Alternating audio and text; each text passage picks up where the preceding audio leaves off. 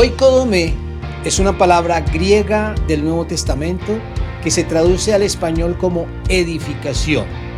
Esa es la palabra con la que hemos identificado nuestro espacio de estudio bíblico y devocional. Cada semana, los miércoles a las 7 de la noche, en nuestro canal de YouTube. Acompáñanos para que estudiemos la Biblia y la podamos entender cada día mejor. Todos hemos vivido algún momento de dificultad que nos trae un recuerdo amargo, triste, frustrante. Esos momentos son los que suelen generar lo que conocemos como amargura, y que por lo tanto podemos decir que la amargura es el sentimiento o la enfermedad más común en el ser humano, porque todos hemos tenido un poco de ella y tal vez guardamos un poco de ella. Sin embargo, hay momentos amargos que de pronto de los cuales nos sanamos fácilmente, que quedan en el recuerdo, que quedan en el olvido sin traer ninguna dificultad.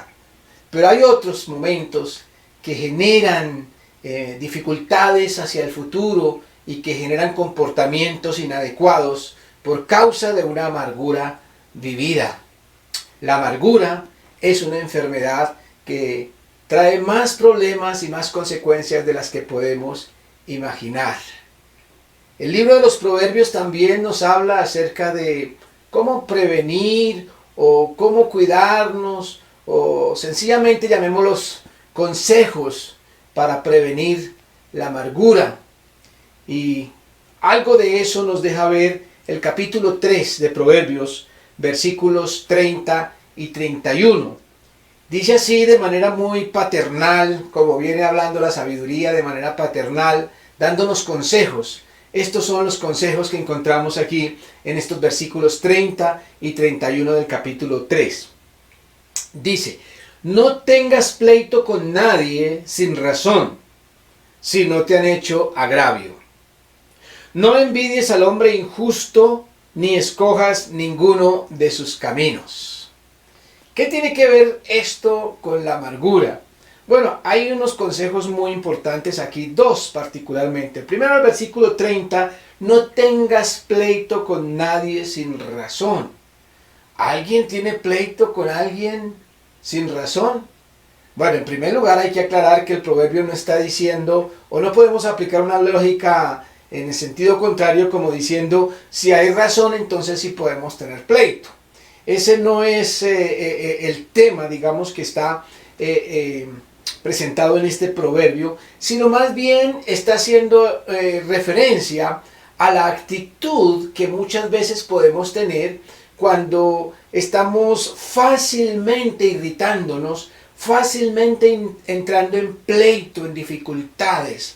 Es lo que algunos llaman un carácter o una actitud conflictiva, que frente a cualquier situación de la vida, frente al más mínimo roce o disgusto, asumimos una actitud agresiva o violenta.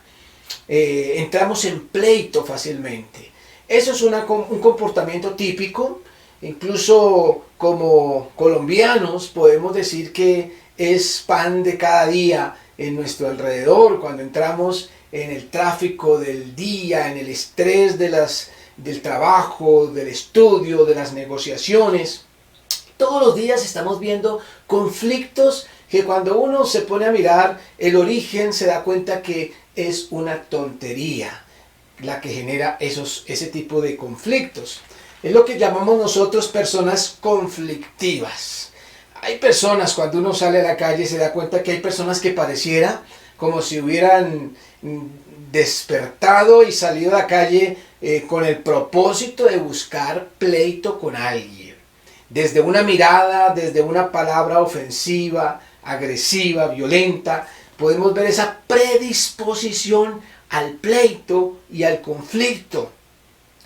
Seguramente hemos vivido días difíciles, a veces decimos esa persona está estresada, esa persona está amargada, o nos pasa a nosotros que de pronto reaccionamos de una manera desproporcionada con una ofensa que nos llegan a hacer. No tengas pleito con nadie sin razón si no te han hecho agravio. Creo que en este primer proverbio, versículo 30, nos deja ver una muestra de amargura y es la agresividad. La agresividad, la predisposición al conflicto, a la confrontación, al pleito, es una evidencia, una muestra de una vida, de una persona amargada. Y este primer consejo que encontramos aquí nos está diciendo no caigas en ese tipo de conductas y de comportamiento porque es el resultado de estar amargado. Pero hay una segunda evidencia o muestra de amargura y es la que encontramos en el versículo 31.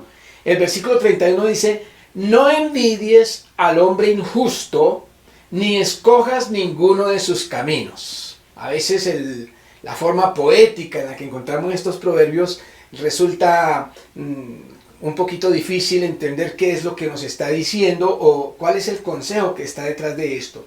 Pero está en este sentido, en esta oportunidad muy claro: no envidies al hombre injusto. ¿Qué es eso? ¿Qué es envidiar al hombre injusto o tomar sus caminos? ¿O en qué medida nosotros podemos vivir una situación como esas? Seguramente la palabra envidia es algo a la que le huimos. Nadie quiere ser tachado de envidioso. Es difícil reconocer que uno siente envidia. Pero aquí hay una envidia muy particular de la que está hablando. No es el concepto amplio, vago de envidia, sino cuando se envidia o se desea lo que tiene el injusto, la persona que obra de manera incorrecta, la persona que adquiere y que consigue cosas con base en un comportamiento inadecuado, injusto, deshonesto. Muchas veces hay muchas personas que actuando de manera deshonesta e injusta consiguen grandes cosas, consiguen prosperidad, consiguen puestos, consiguen que se les crea, consiguen fama. Hay algunos logros que se consiguen con base en la injusticia, en la mentira, en la deshonestidad. Y podemos, por ejemplo, mirar en el campo de la vida pública, de la política, donde muchos consiguen grandes títulos, puestos y riqueza con base en la corrupción y en la injusticia. En ese sentido, muchas veces aquellos que actúan de manera honesta, cuando ven esos logros suelen sentir cierta envidia porque ¿cómo es que ellos haciendo las cosas como las hacen les va bien y uno que intenta hacer las cosas por el lado correcto, de manera honesta, le va a uno mal? Entonces esa comparación que se hace a veces con la forma como le va a las personas injustas suele generar una pequeña envidia que lleva a muchas personas a llegar a decir, pues va a tocar hacer lo mismo. Y esto lo podemos ver en el campo de la vida profesional, inclusive en la vida sentimental, en el amor. A veces se suele ver personas que les va bien supuestamente, dice uno, les va bien en el amor porque viven pareciendo como si lo pudieran alcanzar todo. Sin embargo, lo hacen con base en mentiras y en engaño. Entonces, algunas personas que no les va tan bien en el amor, según su propia opinión, dicen, no, pues va a tocar entonces acudir también a las mentiras, a la deshonestidad, a la imagen, a la apariencia, para conseguir lo que queremos conseguir. Siente uno envidia por aquellos que les va bien haciendo las cosas mal. Y eso es lo que nos está diciendo este proverbio que no hagamos. No envidies al hombre injusto, ni escojas ninguno de sus caminos. Es decir, no hagas lo mismo. Dos advertencias, dos consejos paternales que nos da aquí la sabiduría que tienen que ver con la vida con una vida amargada. Primero, no a la agresividad y segundo, no a la codicia. Dos actitudes, dos comportamientos, dos sentimientos que son evidencia de amargura. Pero lo interesante de este proverbio o de estos proverbios es que en los versículos siguientes dice un porqué. da una razón para estos consejos que encontramos en el 30 y en el 31. Desde el versículo 32 empieza con un porque. Dice, porque Jehová abomina al perverso, mas su comunión íntima es con los justos. La maldición de Jehová está en la casa del impío, pero bendecirá la morada de los justos. Ciertamente Él escarnecerá a los escarnecedores y a los humildes dará gracia. Aquí encontramos tres razones por las cuales no debemos caer en esos comportamientos amargados que son la agresividad y la codicia. En otras palabras, nos está hablando de lo que es una vida sin amargura, haciendo tres contrastes aquí muy claros. La primera, en versículo 32 dice, Jehová abomina al perverso, mas su comunión íntima es con los justos. No me quisiera detener mucho en hablar acerca de lo que le va a pasar a los perversos o de lo que sucede con los perversos o con los injustos. Porque como estamos viendo aquí es un llamado a vivir sin amargura. Más bien miremos lo que dice en la parte buena. Es decir, la promesa que encontramos aquí es que la comunión íntima de Dios es con los justos. Es decir, cuando pensamos en el por qué huirle a la amargura y por qué vivir una vida sin amargura, lo primero que tenemos que decir aquí es que la intimidad con Dios está en juego. La intimidad con Dios está en juego. Jehová abomina al perverso, mas su comunión íntima es con los justos. La amargura es algo que puede entorpecer, que puede obstaculizar nuestra intimidad con Dios, y lo podemos decir también en el sentido positivo, es que la intimidad con Dios nos protege de la amargura. En la medida en que mantengamos una relación permanente con Dios, esa intimidad con Él, vamos a ser protegidos de la amargura. Y por supuesto, caer en la amargura puede destruir nuestra intimidad con Dios. Hay dos situaciones bíblicas muy conocidas. Una es el caso de Job y otra es el caso del salmista en el Salmo 73, que habla acerca de cómo estuvo a punto de caer en esa envidia por los injustos. Le hace el Salmo 73 y allí va a encontrar la forma como el salmista relata que estuvo a punto de deslizarse por estar mirando a los injustos y estar envidiando su forma de vivir. Y dice que cuando entró en la presencia de Dios se dio cuenta que estaba pensando mal. Lo mismo pasó con Job. Job vivió un tiempo de amargura en el que también se quejaba de ver que a los perversos les iba bien. Pero llega un momento en que él se encuentra con Dios y es cuando entra en su presencia, cuando Dios le habla, que él dice, Señor, ya no voy a hablar más. De oídas te había oído, pero ahora mis ojos te ven. En la presencia de Dios, en la intimidad con Dios, somos libres de la amargura. Y la amargura es un obstáculo a la intimidad con Dios. En segundo lugar, el versículo 33 dice, la maldición de Jehová está en la casa del impío, pero bendecirá la morada de los justos. Otro elemento que hay que encontrar en este por qué huirle a la amargura, tiene que ver con la vida en la casa, en el hogar. La maldición de Jehová está en la casa del impío. El impío puede conseguir grandes cosas. El perverso puede lograr a través de su injusticia y de su deshonestidad conseguir mucha bendición, entre comillas, mucha prosperidad, muchos títulos, muchos logros. Pero, ¿y qué de su hogar? ¿Cómo está su casa? ¿Qué clase de paz se respira en ese hogar? Una cosa es tener cosas materiales o conseguir sueños, lograr sueños, y otra cosa es qué tipo de hogar, qué tipo de paz se respira en el hogar. Y aquí nos deja ver que la amargura atenta también contra la paz y la bendición en la casa.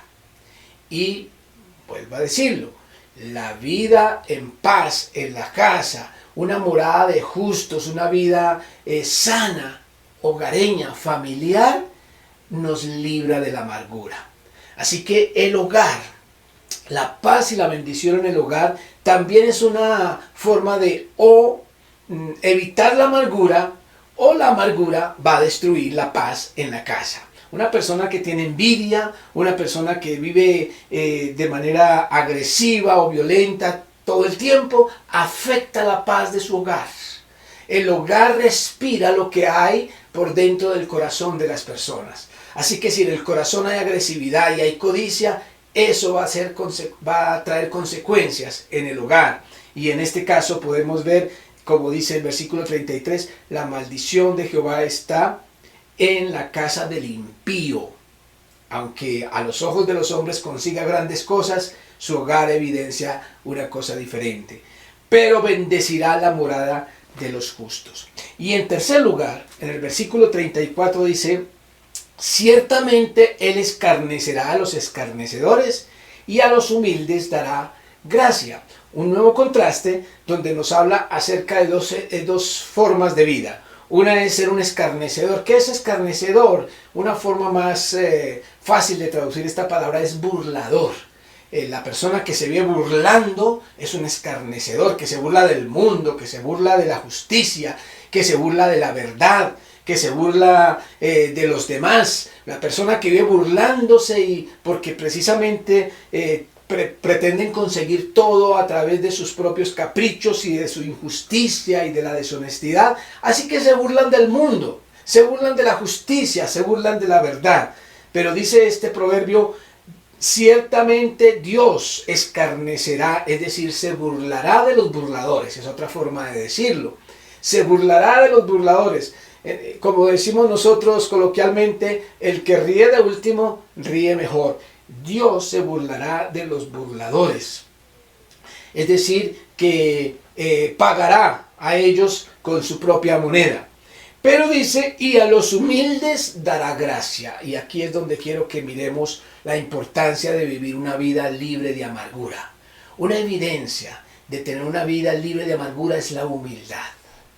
La humildad nos permite medir cómo está nuestro corazón en cuanto a la amargura. Y volvemos entonces a decirlo en los dos sentidos. Número uno, que la amargura atenta contra la humildad y contra la gracia de Dios. Humildad y gracia es lo que encontramos en el versículo 34. La amargura atenta contra esa humildad y la gracia.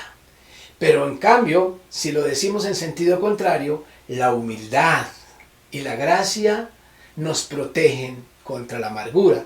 Es para escoger cuál camino tomar, la de la amargura, el de la amargura o el de la humildad. Y cuando hablamos de humildad no estamos hablando de escasez, ni de pobreza, ni de baja autoestima, no. La humildad tiene que ver con un corazón generoso, y para poner, digamos, un antónimo de humildad sería la soberbia. La persona soberbia, por eso está en el contexto de los burladores. Los burladores son soberbios y creen que pueden lograr todo con medios inadecuados, deshonestos. Esos burladores son soberbios, y eso es lo contrario a la humildad. Tú puedes tener riquezas, tú puedes tener conocimientos, títulos, todo lo que tú quieras, pero eso no necesariamente tiene que destruir tu humildad, tu corazón humilde y contrario, digamos, a la soberbia. Porque Dios se burlará de los burladores, es decir, de los soberbios. Pero dará gracia, dará su bendición a los humildes. Así que encontramos aquí, como hemos visto hasta el momento, dos evidencias de amargura, que son la agresividad y la codicia. Y tres evidencias de una vida sin amargura, que son la intimidad con Dios, el hogar en paz y la humildad y la gracia. Así que podemos hacer una comparación entre estas cosas para decir, o para mirarnos a nosotros mismos y decir: ¿vivo una vida amargada o vivo una vida en intimidad con Dios.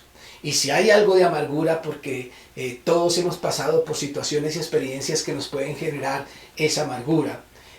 Aquí encontramos entonces 3 elementos que nos pueden ayudar a sanar de esa amargura. Número 1, la intimidad con Dios. Número 2, un hogar en paz. Y número 3, una vida humilde. Y termina estos proverbios, este capítulo 3, con el versículo 35, diciendo: los sabios heredarán honra, mas los necios llevarán ignominia. Es como una especie de conclusión de estos versículos donde nos hablan acerca de la amargura. Los sabios heredarán honra, mas los necios llevarán ignominia. ¿Qué significa esto? Que honra tiene que ver con premio, con pago. Los sabios heredarán, por eso utiliza la palabra heredar, es decir, alcanzarán honra, un premio por su sabiduría, mientras que los necios, que es lo contrario a la sabiduría, llevarán ignominia. Ignominia es como decir vergüenza, llevarán su propia vergüenza, la soberbia, la violencia, la codicia, la agresividad, la deshonestidad, la necedad en general conduce o llevan en sí misma vergüenza y destrucción, de tal forma que estamos entre la honra o la vergüenza. Ser libres de la amargura nos enfrenta a la honra, pero vivir con amargura nos enfrenta a la vergüenza. Y esto es algo que encaja perfectamente con lo que encontramos luego en el Nuevo Testamento, allá en el libro de Hebreos, cuando dice que las raíces de amargura nos pueden impedir disfrutar la gracia de Dios. En nuestras manos está, por decisión y por intimidad con Dios, vivir libres de amargura o vivir una vida amargada. Que Dios nos permita acercarnos a Él, vivir esa intimidad con Él y practicar un hogar en paz, vivir una vida humilde para poder vivir una vida libre de amargura. Señor, te damos gracias por tu palabra, te damos gracias por tus consejos que nos permiten una vida libre de amargura.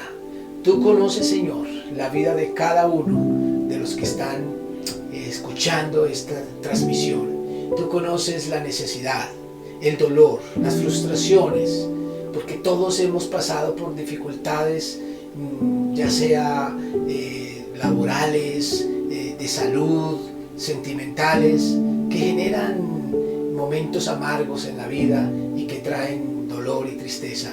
Señor, yo te pido en el nombre de Jesús que a cada persona que está escuchando, tú le des tu presencia, la presencia de tu Espíritu, que le tomes en tus brazos, Señor, y les permita ser sanos de cualquier tipo de amargura para poder vivir una vida en intimidad contigo, en tranquilidad, y que sean reflejo de tu presencia allí en la casa, en el hogar, en el trabajo, donde quiera que estén, Señor, que sean instrumentos de tu presencia, de tu intimidad. Te lo rogamos en el nombre de Jesucristo. Amén.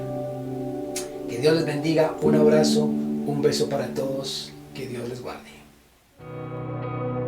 En mi mayor dolor alcé mis ojos hacia ti, con brazos